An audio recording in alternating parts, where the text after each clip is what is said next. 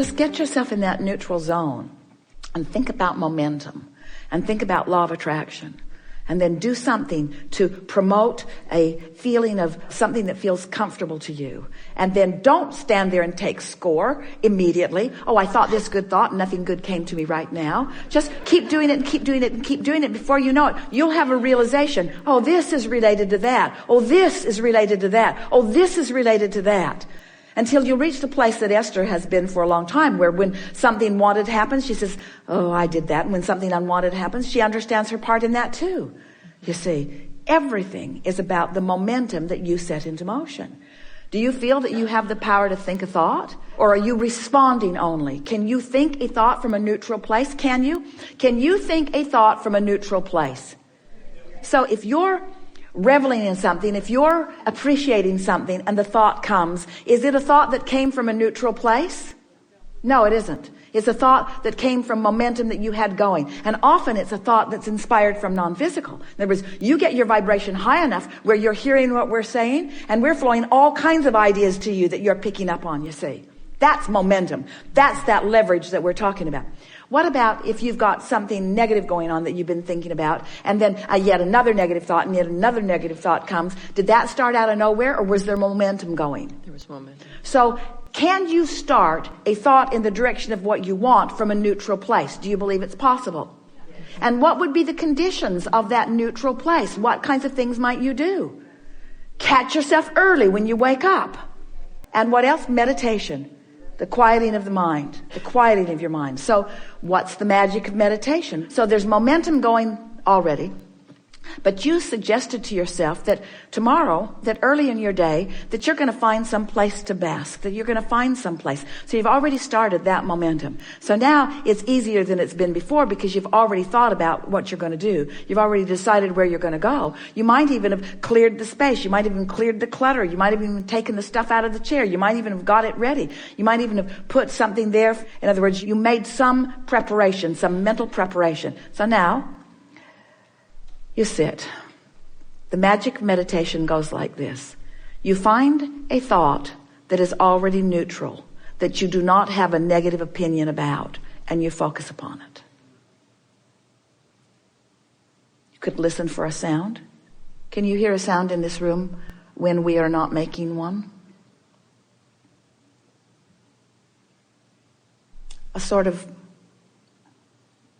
ever-present sound of the air flowing in. Can you hear it? Mm-hmm. That'd be a good thing to focus upon, because it's not abusing your ears. You have to focus to hear it. It's meaningless. You didn't divorce it. It didn't snatch your business out from under you. It didn't die unnecessarily.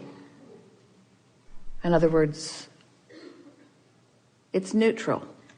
It's neutral, and you have the power to focus on it. And when you do, you reach a neutral place where momentum that you already have established will then flow. Some people say when they sit to meditate, their mind gets chatty. Even more chatty than usual. That's because you've already got some stuff activated. So what else could you do? You could focus on your breathing. You could deliberately breathe in. Long in. In. Just filling your lungs. And then you could let it slowly out. And you could breathe in a rhythm that is not normal. We would encourage the guided meditation that has been presented with music that will actually guide you with your breath in and guide you with your breath out. It'll hold you in a neutral place. Because if you have the ability to find a neutral place, then you have the ability to set something else in motion. But friends, the majority of you and the majority of people that you know are waiting until the momentum is working against you, and then you're trying to do that. And then you're saying, it's too hard. And then you let that momentum carry you, and then you practice a vibration that doesn't serve you, and then you don't feel powerful when you are. If we were standing in your physical shoes, we would discover the power of the neutral zone. We would conjure it deliberately. We would discover the power of meditation, which is just quieting your mind. And then we would begin watching for the momentum that ensues. And when you realize, and you will, things are shifting for you. When you realize that this thought came and that's a new thought for you, and this thought came and that's a new thought for you, then we would turn our undivided attention to that momentum and we would push it in the direction that it is already going. And that's when it really begins to get fun. In other words, that's when you start making lists of positive aspects, or that's when you begin doing rampages of appreciation. You watch us as we are interacting with people, and you hear sometimes someone will start out with something that they're bumping up against. And at first, we don't jump right in the middle of it, because all it does is make them feel more resistant, maybe even making them feel challenged. It sometimes even makes them argue for their limitations. So we start out slow until we find some place where we can fit in, where we can feel that they're fitting in. And then it doesn't take long before we're romping all over the place, before we're rampaging in our awareness. You saw it with our friend and her business. At first, it was sort of slow going because her momentum was all about what she did not want. And any conversation that we engaged in with her was only going to perpetuate the momentum in the direction of what she did not want. So we just kept playing with it until we found some neutral ground. Did you witness that? Did you see how that happened? Did you see the point when she finally sort of settled down? Did you see a point where she sort of just was resigned? There was a resignation. If you were paying attention, you saw when that happened. She sort of gave up. She sort of gave up arguing for her limitations. And at that moment that she gave up arguing for her limitations, the momentum of all things that are already in her vortex just began lighting up. And then we could not stop talking. We could not stop expressing what we were feeling. In other words, we had to follow the momentum of all of that. And didn't make you just want to follow her around and see what's going to happen? Couldn't you feel the power of all of that going on, you see? It's the same thing over and over and over. There's no magical formula, but there is a formula. And the formula goes like this. You are offering a vibration and law of attraction is matching it, and there is a momentum in that. And if you like it, keep doing what you're doing. If you don't, then do something different. Profound, isn't it? So can you fast forward into the manifestation of those things, that abundance that you often see way down the road? Because that kind of abundance doesn't come to a youngster like me, or that kind of abundance doesn't come to someone in an occupation like I have. That kind of abundance, if you can get yourself to begin to expect that kind of abundance that we promise you is out there, and we say out there not because it's out there far into the future, we say it's out there vibrationally, not yet received by you, a different frequency than the frequency you commonly are offering. But you can begin doing something about that right now. And the evidence of the change of your frequency will be evident right now. So then you begin getting pretty sure of yourself.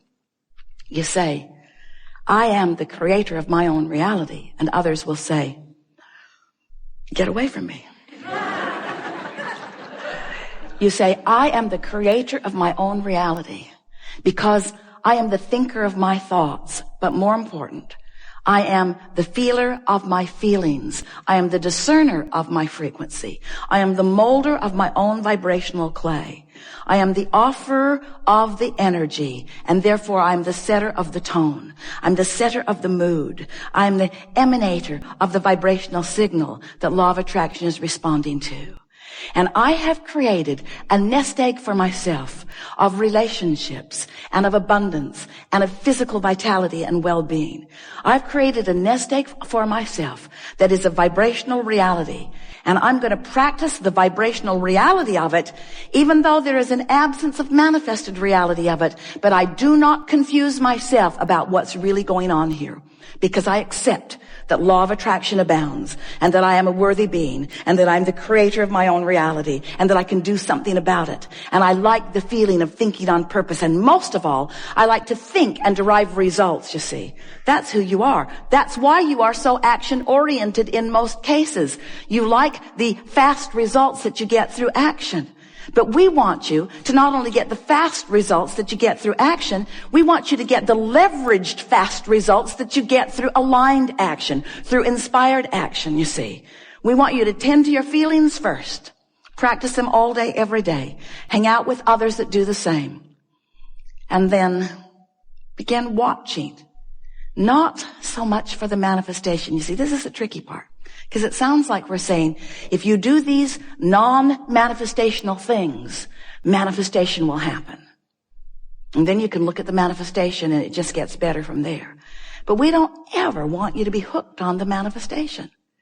We want you to be hooked on the feeling that you can foster right here, right now. You got to stop focusing so much on what is that it dominates your vibrational patterns. And you have to start focusing upon who you really are and how you want to feel.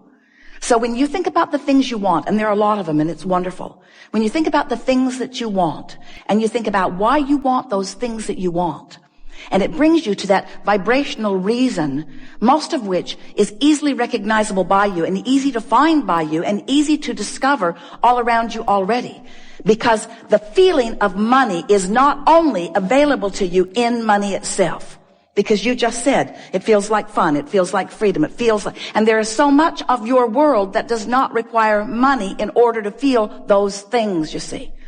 So if you look around as the selective sifter that we know a deliberate creator like you can be, and you tune your frequency to the feeling of, so it would be such a good thing if you could just make your list of things that you want and take each item one by one and stop and analyze for yourself, what is the feeling of that? When I have that, when I live that, when I am that, when that is my experience, when that's who I am, when that's where I am, when that's who I'm with, when that's what I'm living, what does that feel like? What does it feel like? Not what does it look like? What does it feel like? What does the vibration of security feel like? What does the feeling of homecoming feel like? What does the feeling of empowerment feel like? What does it feel like? And as you pose those questions to yourself, as you move through your days, and you're feeling a lot of those things all day, every day, as you come across, we started to say stumble across because you may not be doing it exactly on purpose, but as you come across that feeling, and you come across that feeling after you have acknowledged that you want to find that feeling, it will stand out in a more vivid way, and you can say, yes, that's it. And then as you stay there and revel in the emotion of that for a moment, you practice the frequency of it longer, and that really is all that deliberate creation is.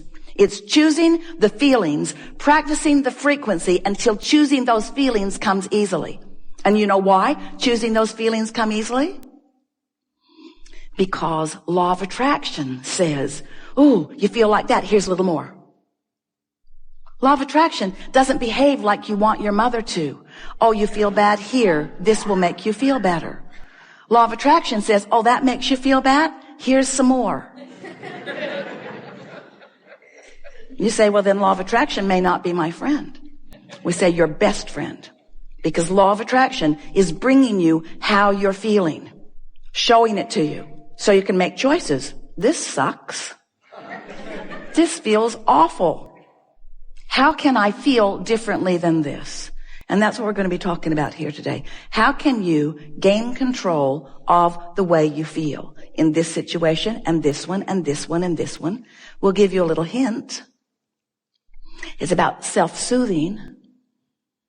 It's about being kinder to yourself. We thought it would be a really good thing to start this new year out when you're thinking more about who you are and where you're going and what you want. If you could just take this one piece from this gathering, that you want to soothe yourself into alignment by pointing out to yourself how well you are doing, how much is going well. It is our promise to you that if you will begin to tend to the frequency of that which is you, since you equal your point of attraction, and you will be aware, I felt this way and this came back. I felt this way and this came back. I felt this way and this came back. Before you know it, you will be one who, whether you deliberately and often feel on purpose, you will know for sure that how you feel is your indicator of what's coming next. We've enjoyed this interaction more than words can convey. We're glad that you're here, and we're glad that you're mixing it up, and we're glad that you are finding things that you want, and we're glad that you are sometimes standing in places that you don't want to be. We're glad that you're allowing your life to put you in the places where you're asking important questions. And we want you to know that every question that you ask is an important question.